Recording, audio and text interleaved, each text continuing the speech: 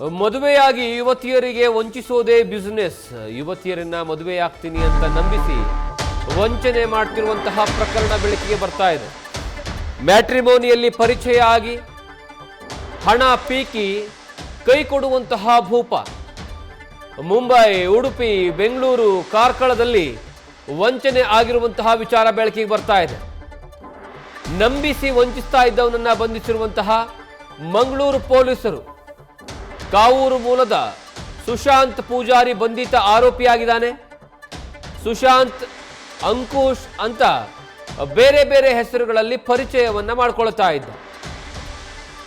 ಈಗ ಪೊಲೀಸರ ಅತಿಥಿಯಾಗಿದ್ದಾನೆ.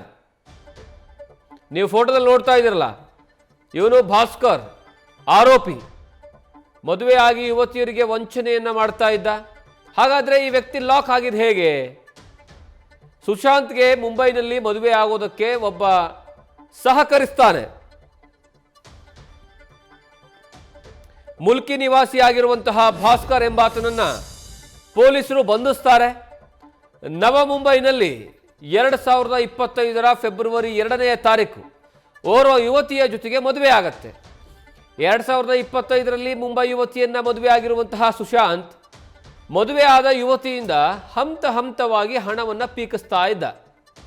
ಬರೋಬ್ಬರಿ ಹಂತ ಹಂತವಾಗಿ 6,60,000 ರೂಪಾಯಿ ಹಣವನ್ನು ಪಡೆದು ತಲೆಮರೆಸ್ಕೊಳ್ತಾನೆ. ಅದಾದ ಮೇಲೆ ಸುಶಾಂತನ ಜಾಳನ್ನು ಹಿಡಿದು ಮಂಗಳೂರಿನತ್ತ ಯುವತಿ ಬರ್ತಾಳೆ. ಸುಶಾಂತ್ ವಿರುದ್ಧ ಕಾವೂರು ಪೊಲೀಸ್ ಠಾಣೆಯಲ್ಲಿ ಪ್ರಕರಣವನ್ನು ದಾಖಲು ಮಾಡಲಾಗುತ್ತೆ. ಪ್ರಕರಣದ ತನಿಖೆಯ ವೇಳೆ ಸುಶಾಂತ್ ಪೂಜಾರಿ ಅಸಲಿಯತ್ ಏನು ಅಂತ ಬಯಲಾಗತ್ತೆ.